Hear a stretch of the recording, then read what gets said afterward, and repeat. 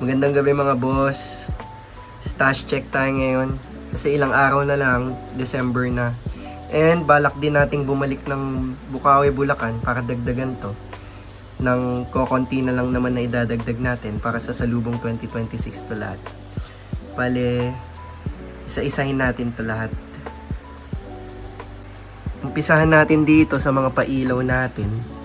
Ito balak ko to sa kahit simple lang na pailaw sa Pasko. Sindihan na natin tong conic fountain. Yan. Tapos isasabay natin to sa Pasko din. Para kahit may konti tayong fireworks sa Pasko. Itong GLK Nightbreaker. 36 shots. Tapos bukod doon lahat to sa lubong na natin sisindihan. Ito yung gagamitin nating pailaw. Itong peacock fountain sa bagong taon. Itong 3 minutes Halloween fountain. Bali, konti lang yung mga pailaw natin. Ito kasi sulit na to eh. Matagal na to eh, 3 minutes na. Kaya, bukod dun, puro fireworks na yung meron tayo, puro pang aerial na. Sa mga paputok naman natin, sa mga pasabog natin, meron tayong whistle bomb. Itong dalawang Supremo na to, nakuha ko lang ng libre to eh. Kaya may Supremo tayong nahalo dito na whistle bomb. Tapos, lahat na ng whistle bomb natin, puro Dreamlight na. Dreamlight small, tsaka yung Dreamlight na big na whistle bomb. Tapos, meron din tayong dalawang Renilyn na higad. Tapos, 100 rounds to. Tapos, ito, Renilyn din. Kasi gusto ko itry yung Renilyn na brand ngayon taon. Kaya pati yung sawa natin na 1,000 rounds, Renilyn din. Tapos, yung mga lumilipad naman, yan.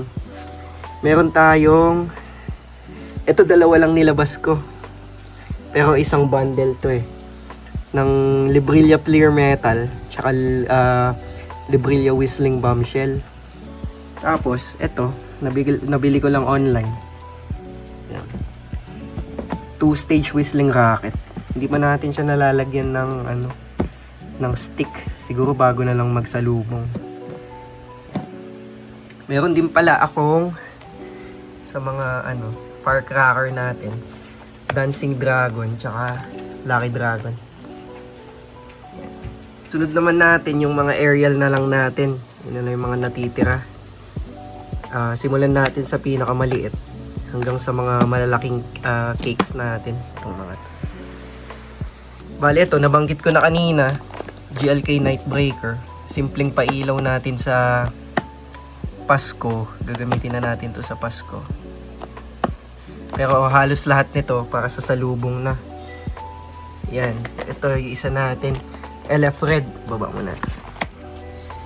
Ito yung isa natin. LF Red. Pillar of Autumn. 16 shots.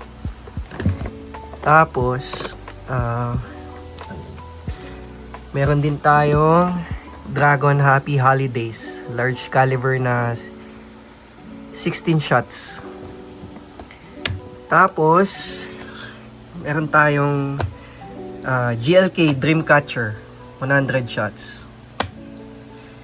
Yan. Ito, meron din tayong LF Vortex. Ito malaki. Compared dito sa mga to, ito talaga yung malaki kasi 2-inch tube. Solid to, hindi pwedeng mawala tong 2-inch ng LF sa salubong. Tapos after nyang mga yan, dito na tayo sa malalaking cakes. Meron tayong dito sa gilid. Ayan, Dragon War of the Gods. Pansin nyo may mga tape na siya. Nabuksan ko na kasi siya. Kasi lahat ng yan, nilagyan ko na ng extended fuse para pag sinindihan, makakapwesto pa pag nag-video. War of the Gods. Next natin, itong Legacy of the Stars. Dragon Legacy of the Stars. 96 shots. Nabuksan na din siya para malagyan ng extended fuse. Tapos, ito yung next natin. 109 shots LF Santa Cruz. Mga big cakes natin. Tapos, nitong huli, nung nakaraang linggo kasi, may mga kaibigan akong pumunta dito. Nagpasabay ako bumili nitong bukod dito, nagpabili ako ng anong tawag dito? Ng Tiger Romantic Night. Na-post na siya, yung test fire, tsaka yung Golden Rooster na thumbs up 30 shots.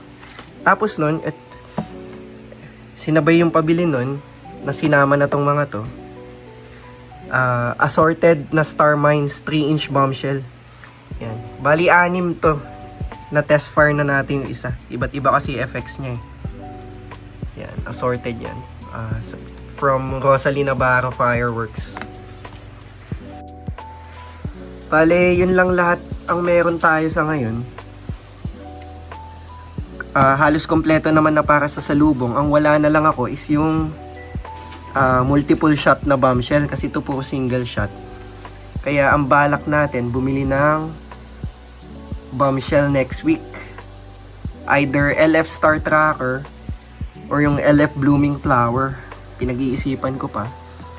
Tapos bibili din pala tayo ng ng mga Golden Rooster.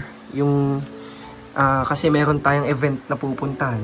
Sisindi din tayo. Magte-test fire tayo ng mga Golden Rooster. Yung mga bago nila. Tatryin siguro natin yung 100 shots nila. And yung iba pa.